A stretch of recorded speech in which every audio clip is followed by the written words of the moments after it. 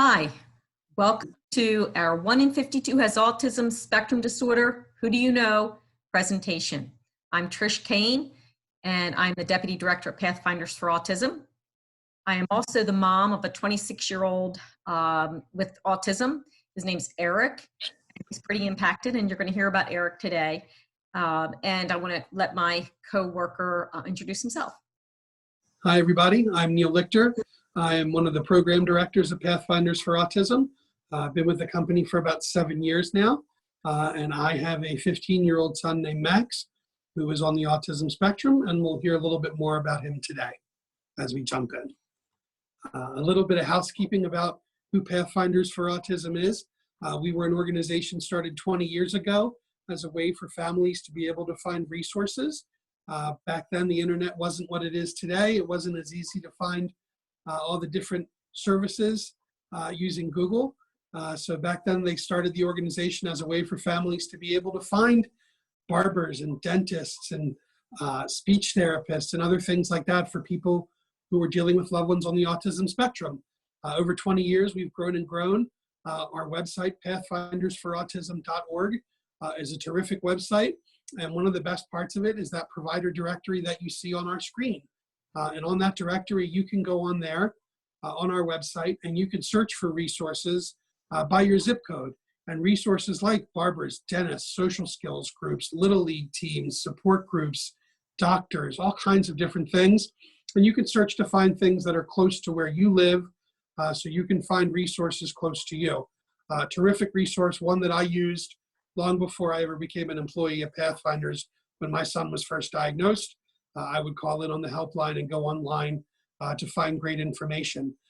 Some more great information that you see on our website are our ages and stages checklists, which are the lists that you see on the left of your screen, anywhere from birth to 5, 6 through 12, teenage years, 18 to 21, 21 and over. And these are checklists that are things you should think about as you're going through your journey on the autism spectrum with your loved one or the person you're taking care of, or even your students, and things to think about. Are you on the autism waiver? Do you understand the IEP? How do you advocate for your child? What about financial planning? What about applying for SSI and things like that? All of that information is on our website, usually linked to separate articles. Articles like the PFA tips you see on the right side of your screen, which we have probably 75 or 80 of on the website there, a variety of different topics written by experts, written by staff members, easy to understand, no more than a front and a back of a page, lots of great information on there. So that resource center piece of Pathfinders for Autism is how we started, but we do more things. Trish, tell them about what else we do.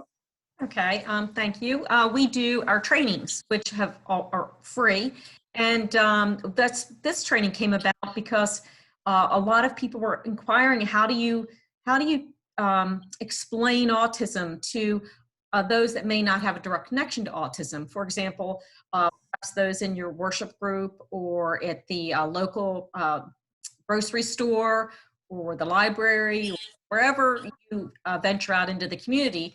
A lot of people just don't know how to best interact with someone, whether it's communication or dealing with their social interests. And so this training that we have today that we're sharing with you is to sort of help individuals with that.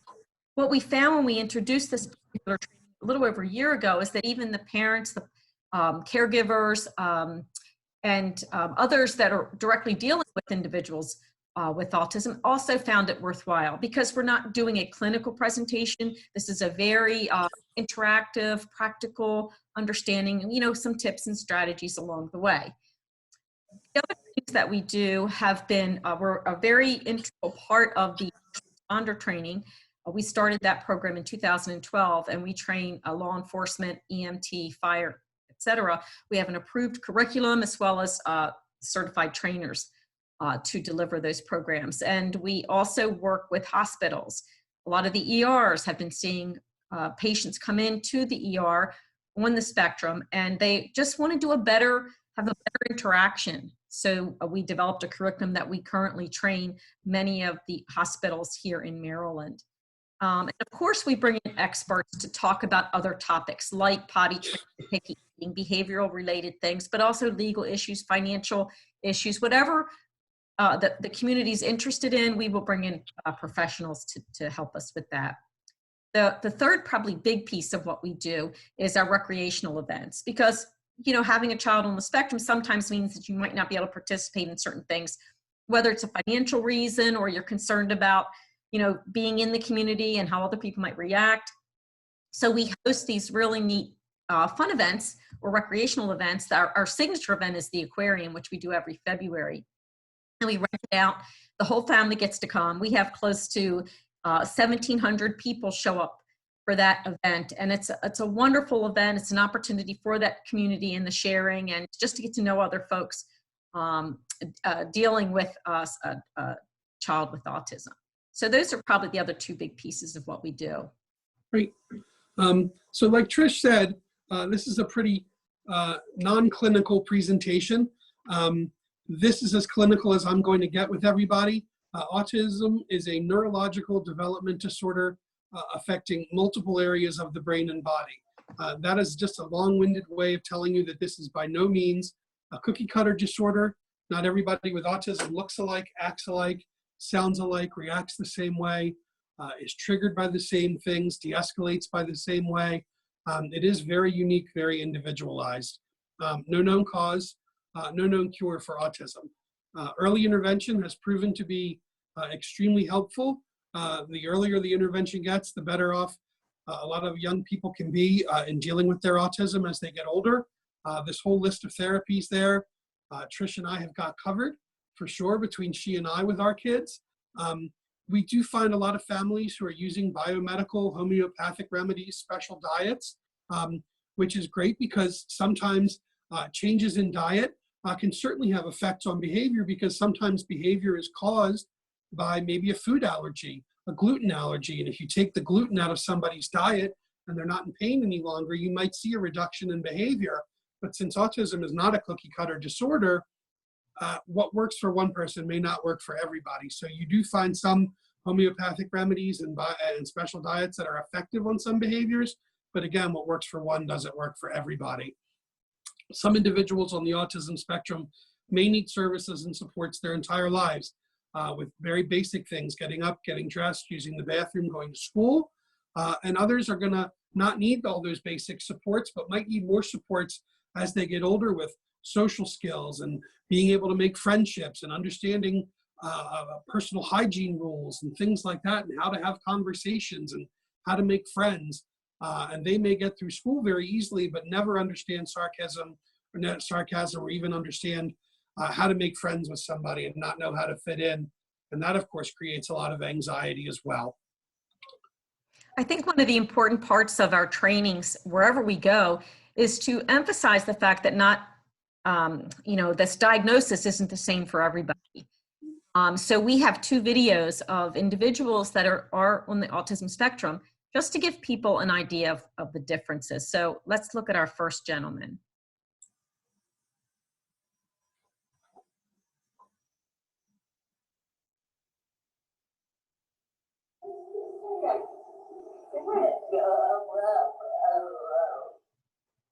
You don't want to be on camera? You should like it. You want to make a video?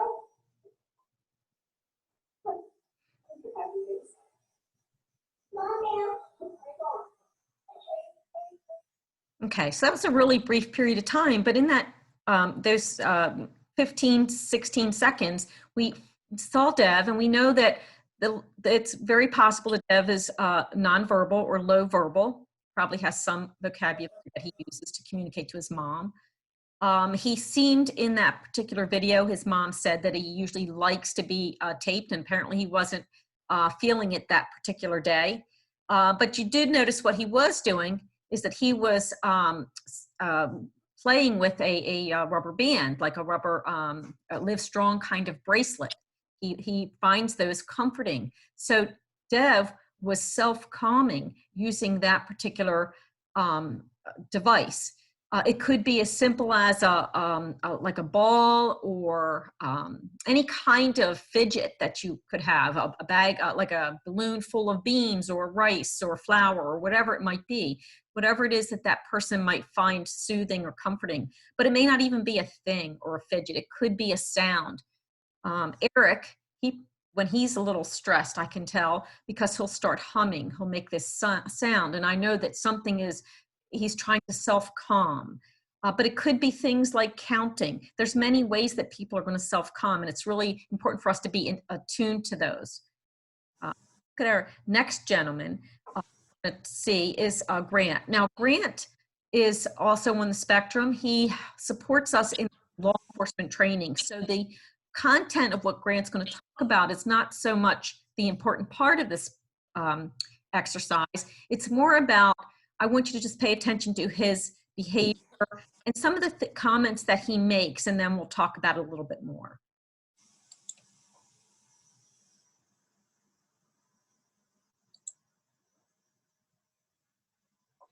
One time I was coming home and I saw this police car that was pulling out from the left, but of course I had the right of way, so I went by. But the speed limit's 50 miles per hour, but you can go up to 55, you know, or maybe just 60, but that's about it. But still, when I saw the car, I kind of slowed down a little bit and picked up more of the speed, but then he started catching up with me. I started getting closer, so then that made me feel, oh no, was he pulling?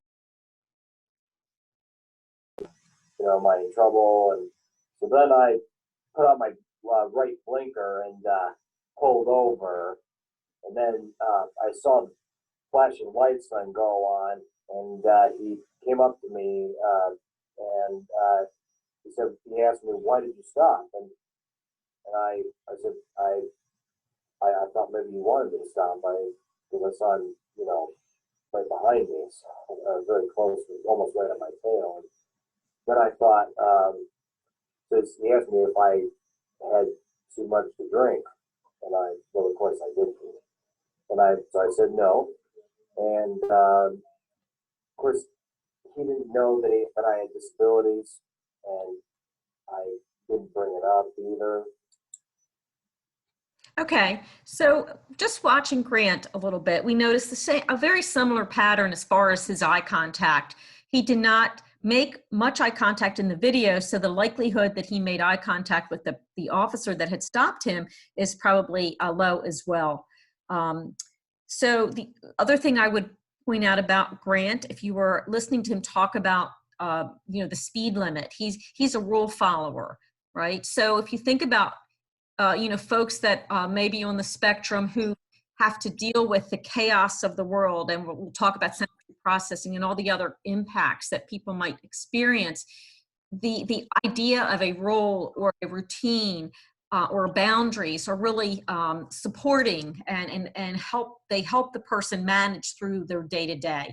So this rule following is a real important piece of knowing how to work with someone on the spectrum. We'll talk about that more too.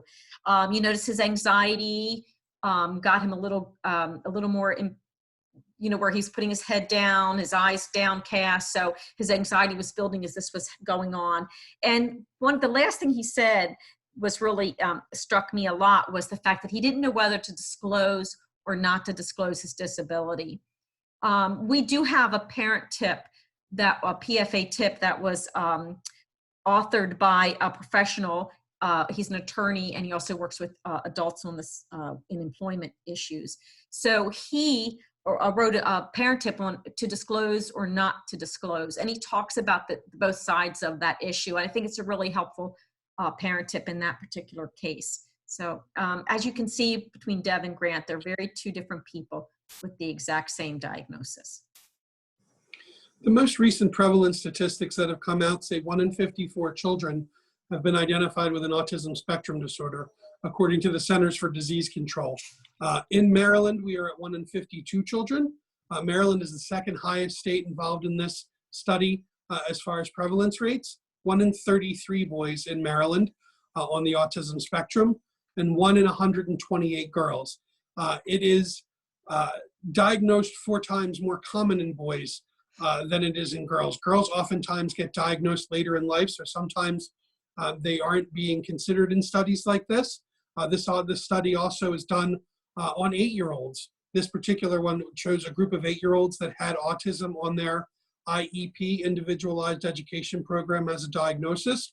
So it's not including children who are younger. It doesn't include children who are older. It doesn't include teenagers or adults. It doesn't include people who may have autism as a coexisting condition. It may not include children who are homeschooled or private schooled. So oftentimes the prevalence numbers could actually be a lot higher. This diagram is what you would typically see as an autism spectrum model. And I put that it's traditional, and it's got some value to it still, even though there's some pieces that are no longer quite accurate. For example, you'll notice that I have all the different diagnoses of autism. I have the classic autism, pervasive development disorder, not otherwise specified, and then Asperger's syndrome. Now, under the new diagnostic manual, we no longer diagnosed individuals with PDD, NOS, or Asperger's syndrome. However, I show that to you because I think we need to understand that the terminology itself doesn't go away. It follows people because of, whether it's in their education history or their medical history, that terminology exists, and we need to still understand it. And plus, people do associate with that diagnosis. So let's say you're talking about someone on with the Asperger's syndrome. It's typically associated as considered a milder form of autism, often associated with a high IQ, and it's said that they fewer supports needed. That's not necessarily true for all. So when we make these statements, please understand that these are just general comments, because there are many individuals diagnosed with Asperger's that struggle and do need a lot more supports to get through the day. As you move across this spectrum, you would see people that become more impacted and may need more supports as they move along. For example, if you were to ask me about my son Eric, and if you said, can Eric dress himself? Well, I'm pretty proud of him. I think he can dress himself. However, if I had to tell you the truth, it would be that I have to lay his clothes out on the bed in order of how you would put them on. And then I pretty much prompt him for about 20 minutes to get his clothes on properly, make sure nothing's inside out or backwards, zippers zipped, buttons buttoned, socks are on before the shoes. So it's a process. It's not as easy as saying, hey, Eric, go get dressed. That's not how my life works, right? So you're more impacted as you move across the spectrum, and your day-to-day life skills are impacted as well. But one thing I mentioned to you that there's some value in here in this particular chart. One of the things I would point out to you, and it's really an important point, is that there's no correlation between IQ and the level of support someone needs. Just because you have someone diagnosed with classic autism and they cannot be left alone during the course of a day in their home, that does not mean that they have low intellect. They could have a typical or even a high IQ. Yeah, that bottom part, that presumed intellect, please don't make the association that the more support somebody needs has anything to do with their intelligence level.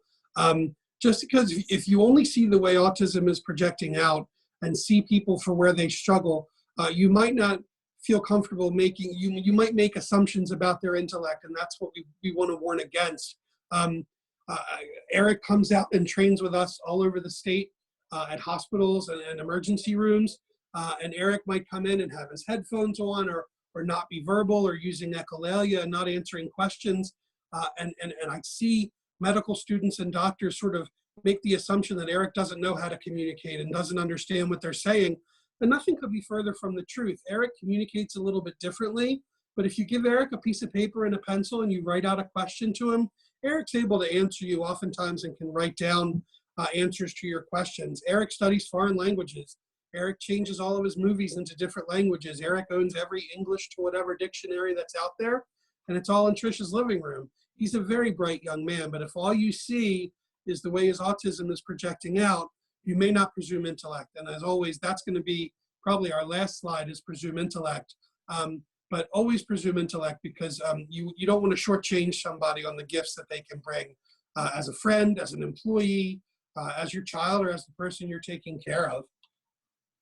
A self-advocate young lady on the autism spectrum named Rebecca Burgess said, look, you're going to stick me at the end of that line, and then everyone's going to think that my autism isn't that difficult as compared to somebody else. And like we said, individuals with Asperger's syndrome or at that end of that spectrum certainly may need supports with mental health, with social skills, with socialization, with learning how to get through society, may not need as much help with daily supports, but doesn't mean that they don't struggle. And Rebecca Burgess said, I like to chart myself where my strengths and my struggles are. And on this chart, which she designed, the closer you are into the center, the more help you may need in a particular category. So this one is divided up between language and motor skills, sensory perception, and executive function. And this chart actually charts out a young man who works in our office who's a data entry specialist, who's a 23, 24-year-old man named Quinn. And Quinn is a say hello, say goodbye, pretty low verbal, rough time with motor skills, horrible handwriting, can't tie his shoes, can't open bottles, struggles with perception as far as the way he communicates, knowing what he understands and what he doesn't, has some sensory issues, oftentimes will go under a weighted blanket, and that deep pressure can help him when he feels anxious. And if all I did was judge Quinn by those 4 dots that are sort of close to the center, I wouldn't be presuming intellect, and I wouldn't be looking for that special gift that he brings as an employee. Now, I'm not going to take Quinn and put him at the front desk answering phones, because language is not one of his strong suits. But I can tell you that his executive function, his ability to do data entry, his ability to understand our computer client program, his ability to get things organized and put in perfectly, and following that standard operating procedure for the way we want things put in, is outstanding. When I have to give him a new task, I write some simplified directions for him to make it easy to understand. I model it for him, he models it back to me, and then 9 times out of 10, he's got it, and his quality is fantastic on it. And he becomes a great asset to our team, because I know I don't want to sit there and do data entry all day. He loves doing that, while I would rather be doing trainings and things like that. So we were able to capitalize on Quinn's strengths and hire him as an employee, because we found that gift, because we didn't just judge him based on the way his autism was projecting out. So that's where that presume intellect piece comes in, and it's very important. This is also an important one that I'll go back to a lot today. When anxiety increases, processing decreases, and by processing, I mean language processing, thought processing, communication processing. And when all of that starts to happen is when you start to see behaviors come out. And behaviors could be anything from eloping, escaping, biting, hitting, screaming, cursing, refusal to work, crying, meltdowns. All of those things are types of behavior. And I think we'll always come back to anxiety creates behavior as we go on today. Most individuals with autism oftentimes struggle in these 4 categories: areas of impact, communication, sensory processing, social interaction, and behavior. And we're going to divide our presentation up into those 4 areas as we go forward. So now, if anybody is sitting at home or in front of their computer, in front of their phone or iPad with their right hand in the air, you're welcome to put it down. Congratulations, because you'd probably be the only person who ever put their hand in the air when they saw that slide. We've done hundreds and hundreds of these presentations, Trish and I, and no one's ever put their hand in the air. Most people will say, well, you know, you didn't say to do it, or you didn't tell us to do it, and I didn't think I would, you know, you wanted me to interrupt you. I thought maybe it was a mistake. And I tell them, you could have asked me. I clearly wanted you to do it. Nobody asked for clarification or why that command was in there. And the whole point of that is to say to people, listen, I understand you're going to give a direction. You're going to give a request. If you're a police officer or a doctor, you're going to give almost an order. I need you to do this. And you may mistake somebody not following your direction or doing what you ask very quickly as belligerence or somebody ignoring you. And oftentimes it really doesn't have anything to do with that. With individuals on the autism spectrum, not everybody communicates the same way. So don't assume that just because you've given a request or a demand, that everybody understands language the same way, knows how to interpret what you're saying, knows how to do what you're asking, knows the words to give you your answer, or even knows how to ask for clarification. Communication, language, and thought processing can be very, very difficult and stressful and anxiety-inducing for individuals. There's a great book out called The Reason I Jump, written by a young Japanese teenager who is nonverbal on the autism spectrum, who communicates by typing out answers. And the interviewer who was interviewing him for the book said, "Why does it take you so long to answer questions?" And this young man said, "When you ask me a question, when I ask you a question, you have like a file cabinet in your brain, and you open the right file, you find the right file, and you give that answer. When you ask me a question, all my thoughts float around in my brain like dots in space." So the example we give people is, let's say I want to find out from my son what he wants for dinner. And I say, "Hey, Max, what are we having for dinner tonight?" And I'm waiting for him to give me an answer. And he'll start coming up with answers that don't have anything to do with my questions.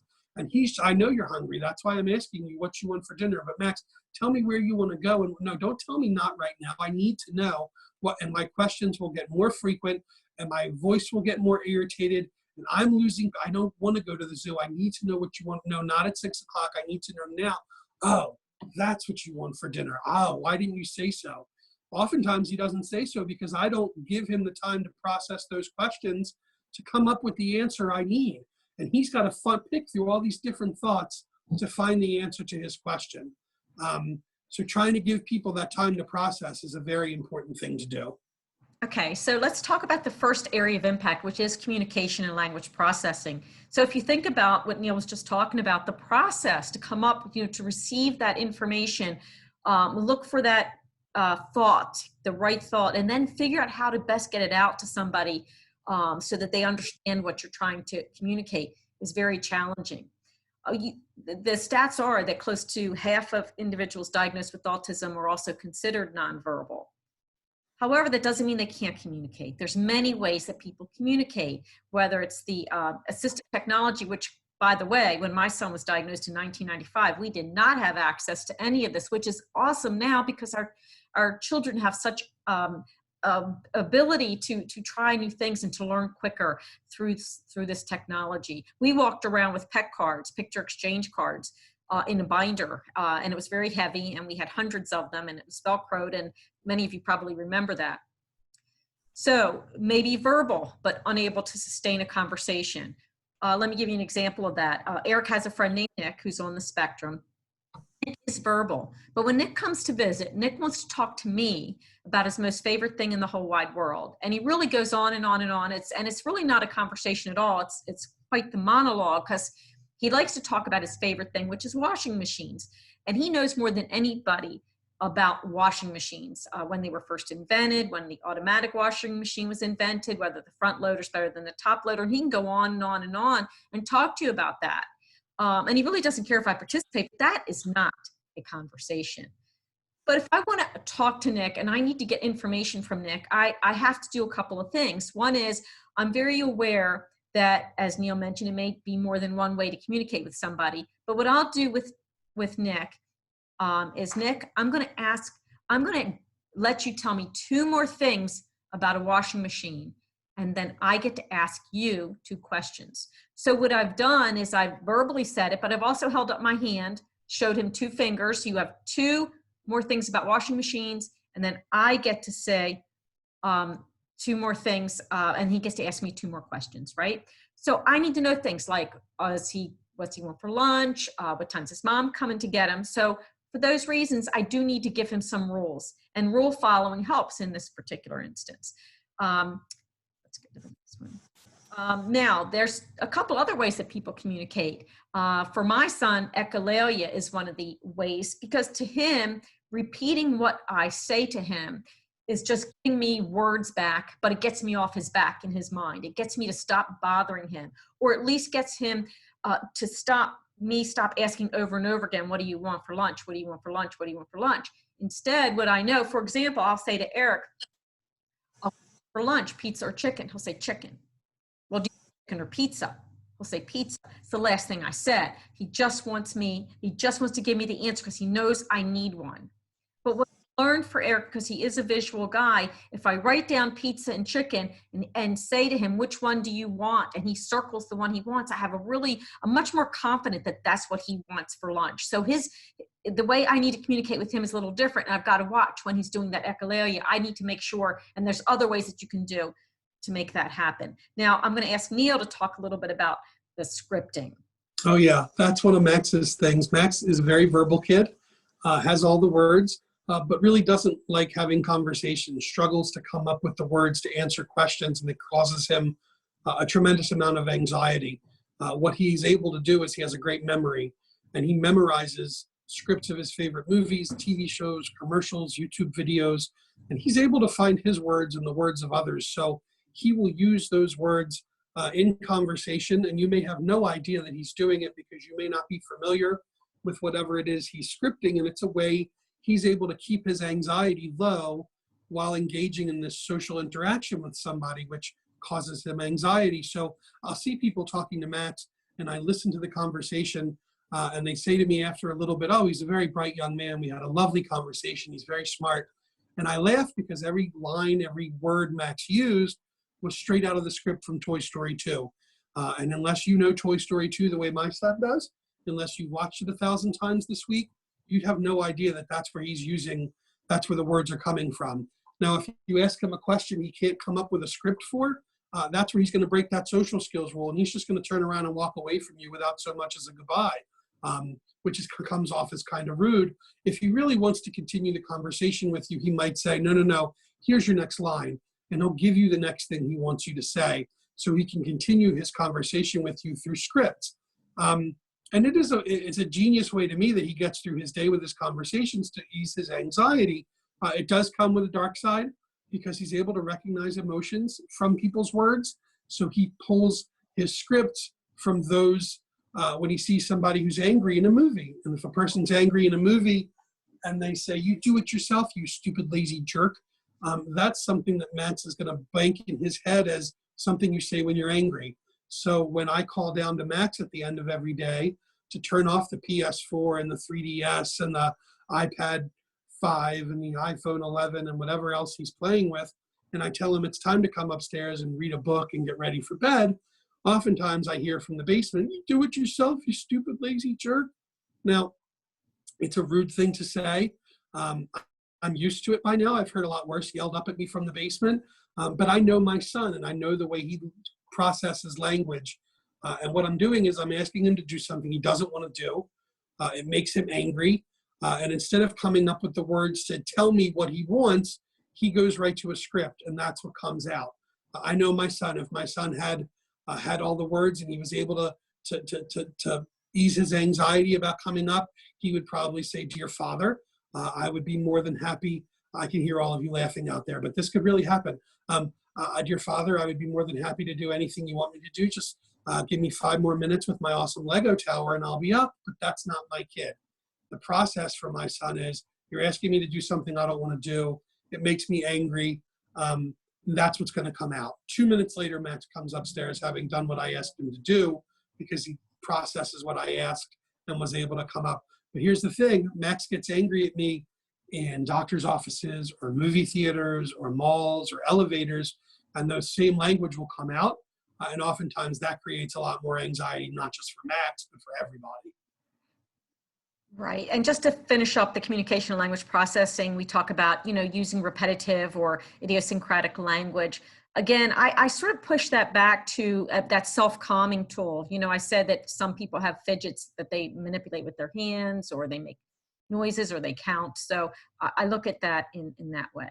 Yeah, there's that comfort in predictability and going back to words that are comforting so you can just repeat them over and over again to reduce your anxiety.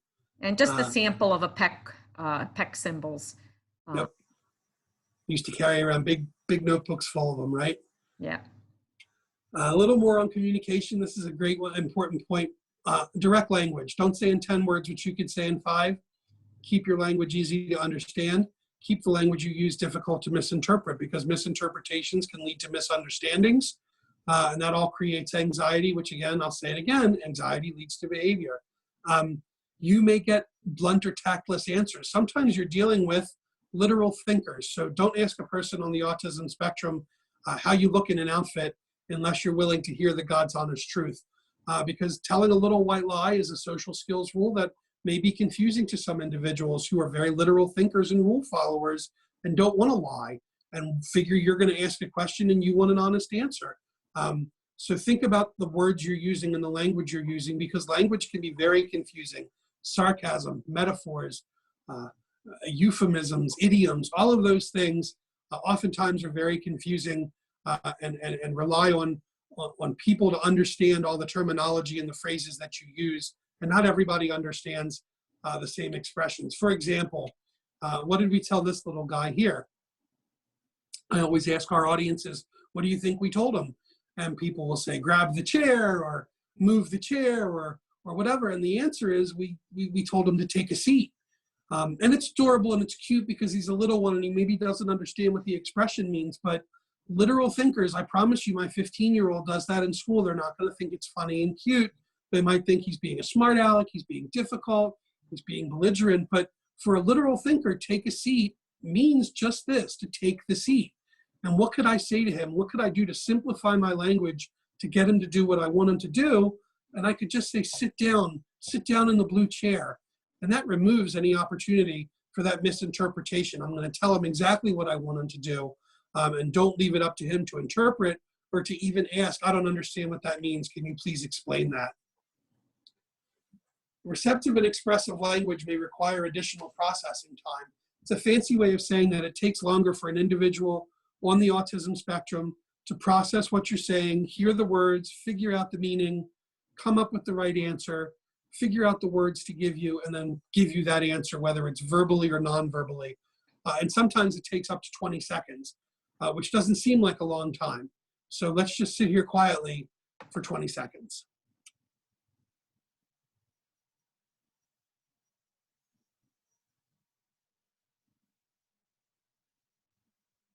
That's 10.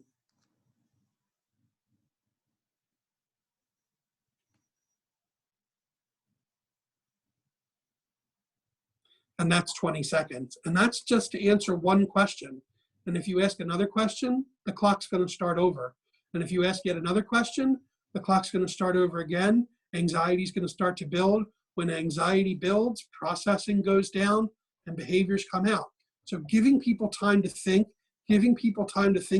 of answers for their questions or to ask for clarification can be a huge help with communication. Does it work every time? No. But giving people time, it seems like a long time to wait, but giving people time to get their thoughts in order, figure out the words, figure out the answers, can often be very helpful in helping people who struggle with communication and language processing disorder. Okay, so we're going to move on to sensory processing disorder, which is the second of the 4 that we're going to cover today. Let me tell you, sensory processing disorder, you can have sensory processing disorder and not have autism. But most individuals with autism do have some form of sensory processing disorder, okay? And what it is it's, all day long we're impacted by this input, whether it's touch, taste, smell, sight, sound. All day long we get bombarded by those sensory issues. So if you're sensitive to those, they impact you in such a way that they're so painful that they stop you from being able to get through the day. You cannot function, okay? So this particular video we're going to show you right now is a mom and her son. What it's like for him to be in a mall and experiencing all the different inputs that are going on. So we can start that.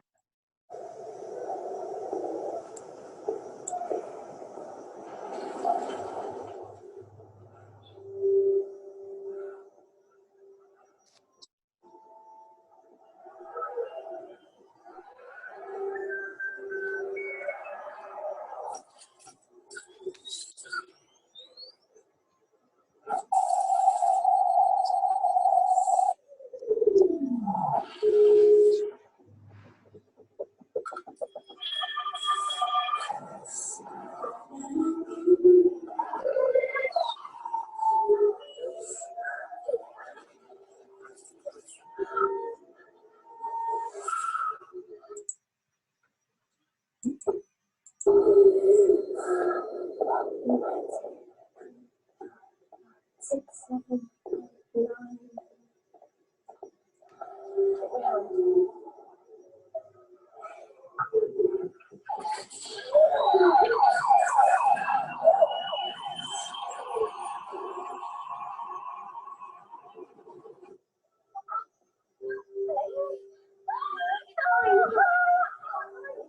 I'm not naughty, I'm autistic, and I just get too much information. So can you imagine, I'm just doing something as simple as going to the mall, having such tremendous pain for someone. And you may have noticed too, he was self-calming through counting. That was helping him to try to self-calm, but it was definitely way too overstimulating for him. Talk about sensory processing though. We often do talk about being overstimulated, but there's also a piece of that where they can become understimulated. And you might find individuals that appreciate a weighted blanket, or perhaps they might have like a tube sock maybe filled with beans that go around their neck, just something that gives them pressure. One time when Eric was in school, I got a note home from his teacher that Eric was being aggressive. And I really didn't know him to be aggressive in that way, but I sent her a note and I said, well, what did he do? So she explained back in a note that he had grabbed the aide's arm around the wrist. He just squeezed it. So right away I knew that he was requesting to be hugged, or to have a weighted blanket, or to feel pressure. That's what he does to me when he needs some kind of calming, and he'll grab my arm, and then I sort of know to sort of just squeeze his arm up to his shoulder, and maybe it's his shoulders in the back of his neck. So I try to give him that kind of pressure. So this does work both ways. Sometimes they're overstimulated, sometimes understimulated. Processing is real, and it impacts so much of our children's ability to get through the day. And to the degree that we can help them in those areas, could, again, reduce some of that anxiety that Neil's been talking about. One of the other areas of impact we discussed at the beginning is social interaction, which is certainly something that happens all day, every day, whether you're a child in school or a grown-up at work. There's social interaction going on, and that can be a real difficult thing for some individuals on the autism spectrum. Eye contact, inability to make eye contact. Eye contact may actually be painful to make and hold for some individuals on the autism spectrum. And let me tell you, eye contact is overrated. Please don't associate somebody not making eye contact with you with that they're not listening to you, because very often they may be, the only way they may be able to listen to you is by looking away from you, looking at the floor, staring at something, because staring you in the eyes while you're talking to them might not be physically possible. There might be too many other things popping into their brain from the sensory processing going on and all the noises around. And sometimes they may look at the floor to focus on one spot to try and sort of put blinders on to hear what you're saying. So don't associate somebody's lack of eye contact with disrespect or that they're ignoring you. You can always say to them, did you hear what I said? Can you repeat back to me what I said? And you may find that they did listen to you. Those social cues, social skills rules are invisible, and you don't know you've broken one until you break it and get the reaction. So for example, the social cues, the social skills that apply to hugging. My son loves to hug women, always has. Ever since he was a little kid, he would go up and hug women. And when he's a little kid and he's 5 years old and he's cute and adorable, nobody pushed him away or told him no. And he would hug them and he would squeeze them tight, and everybody thought it was cute. But he's still cute and adorable, but he's 15 now, and he's 5'4", and he's 150 pounds. And if he's coming at you for a hug and you don't know who he is, it could be pretty scary looking, because he's coming at you quick with his arms up in the air. And that's a social skills rule that he has to be taught, that you can't hug everybody. Excuse me. High fives, not hugs, is a mantra we use in our house. Personal space is a difficult thing to understand, and unless you've been told by somebody that that is way too close. You don't need to stand that close to me. You need to back up a little bit. Let's talk from this far away. How am I ever going to learn that rule? And you can't just assume that I know every social skills rule. So it's okay to say to somebody, you need to back up a little bit. Let's not stand this close and talk. And we'll get that off the screen for you. One of the big myths is that individuals on the autism spectrum don't feel the same range of emotions as everybody else, and that is a myth. Sometimes a heightened sense of apathy in individuals on the autism spectrum. Sometimes, though, it's hard to feel the same thing you're feeling at the same time you're feeling, because in times of anxiety, it's hard to prioritize how emotions come out.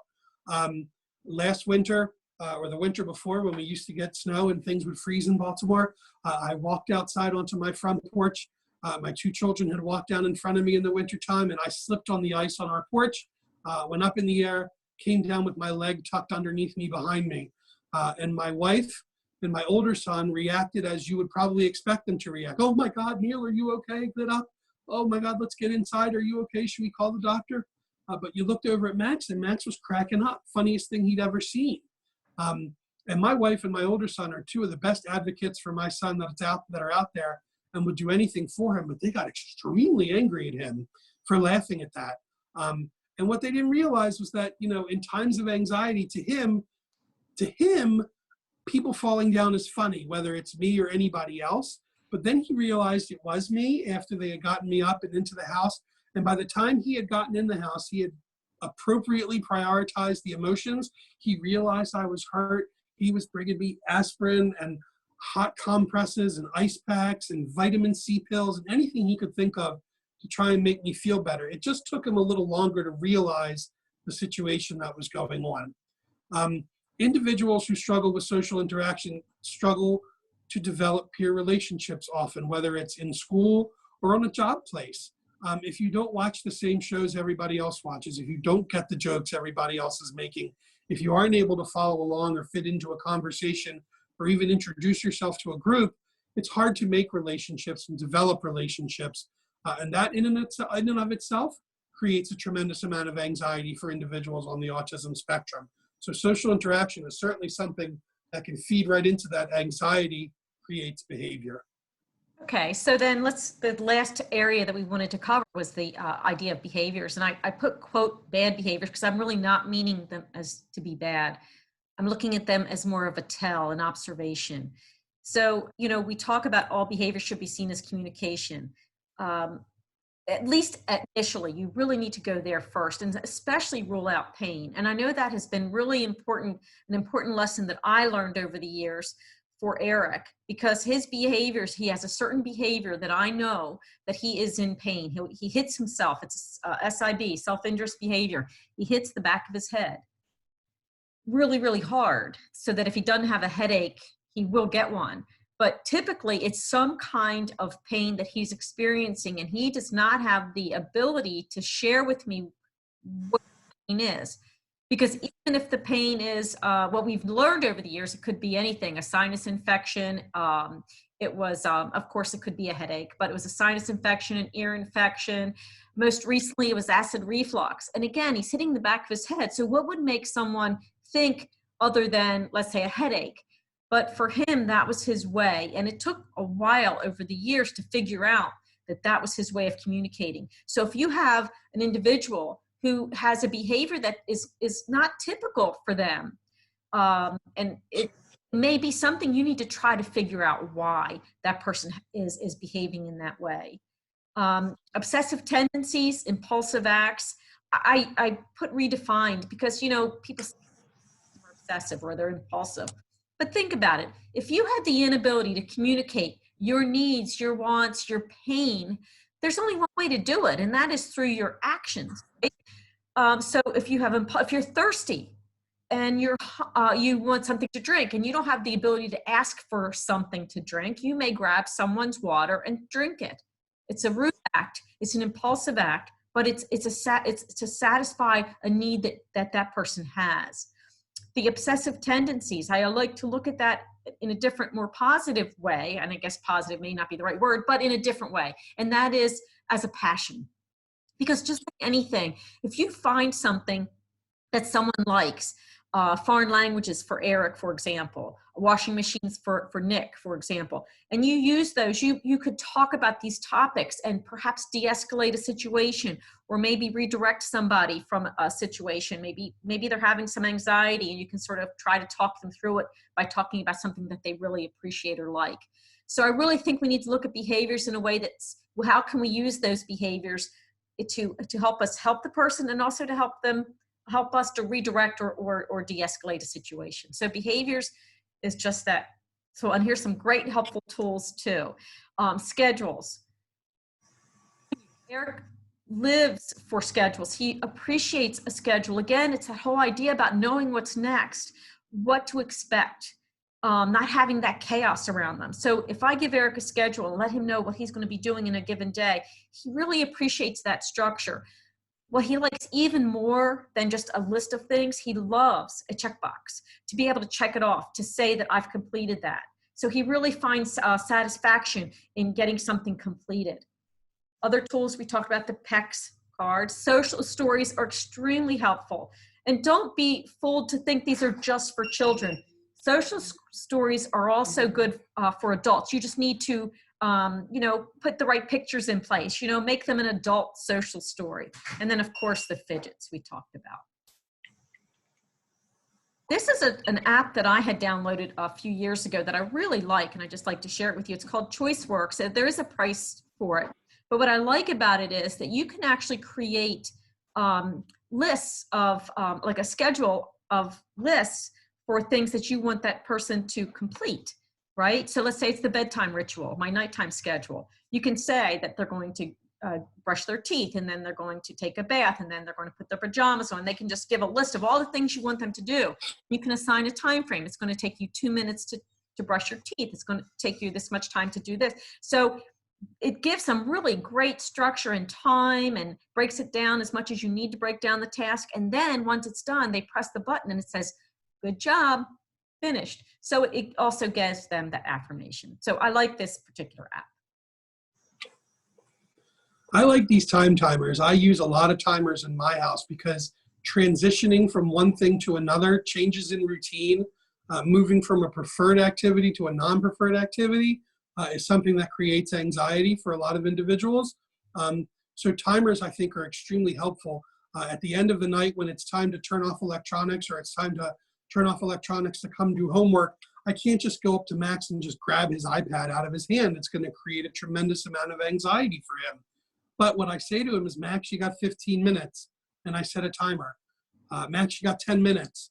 Max, you got 5 more minutes. Max, you got a minute. Max, you got 30 seconds.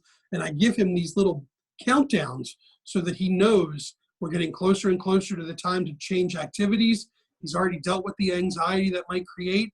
And oftentimes it's just easier for him to then transition when he's gotten those countdowns going along. Is it 100%? No.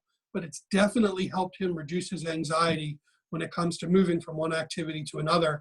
And whether it's a timer on your phone or on the microwave, or I like these time timers that they sell because it shows how much time is left and how much time has elapsed. And that gives you that visual piece also that can often help some people who may not process things the same way. So try timers out if you have struggles during transitioning from one activity to another. Wandering and elopement is a major issue in the autism community. We can do an 1.5-hour presentation just on elopement and wandering, and we've done them all over the state. It's an important piece of our safety instruction. We've got a great safety section on our website where you can download all this great information in our safety kit. We've given out thousands of safety kits around the state. 26.7% of all children with an intellectual developmental disability will elope.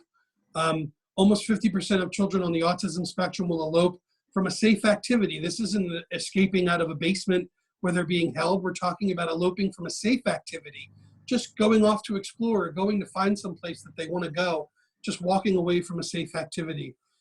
When you consider a third or more can't communicate name, address, or phone number, you could certainly see where the challenges are going to be with individuals on the autism spectrum who elope. The 91% of deaths related to wandering are caused by drowning is a statistic that has not changed over the years. There is a tremendous attraction to water in the autism community, and unfortunately, a very high rate of deaths related to wandering are caused by drowning. So teaching swim safety, water safety, things like that can be very important. Again, Pathfinders for Autism has a great safety section on our website. So let's pop back on because we're finishing up our presentation. Hi, Trish, come back. I'm coming. There we go. Hi, Hi, everybody. we're back. Now, ideally, I would love for you to be able to remember everything we talked about today and take it with you forever. These are some of the bullet points we hit that we're hoping are good takeaways with you from today. That 20-second rule, giving people time to process language and come up with answers can be a very big help. Sit down, not take your seat. Reduce the confusion in the language you use. Reduce the chance for misinterpretation. Simplify language. Don't say in 10 words what you could say in 5. Remember those up, down, up arrows that as anxiety increases, language, thought, and communication processing decreases, and oftentimes that's when you'll see behaviors come out. Remember, there's more than one way to present information. Write it down, showing pictures, acting it out, oftentimes can be helpful to communicate information. Not everybody processes information the same way. Minimize sensory distractions. That helps reduce anxiety from whether it's fluorescent light bulbs or loud noises, providing earplugs or headphones to help people minimize sensory distractions. Behavior is communication, understanding that, and be flexible. Oftentimes individuals on the autism spectrum will struggle with their flexibility. So we have to, as parents or teachers or doctors or whoever, adjust the way we communicate and the way we do things to be flexible to help somebody else have an easier time with things. But again, like we said at the beginning, this was going to be the last slide we talk about, and that's to presume intellect. I think it's so important. Absolutely. So we'll end our presentation here. If anybody has any questions or would like support, feel free to call our office. You can ask for Neil or myself. Thank you very much. Thank you.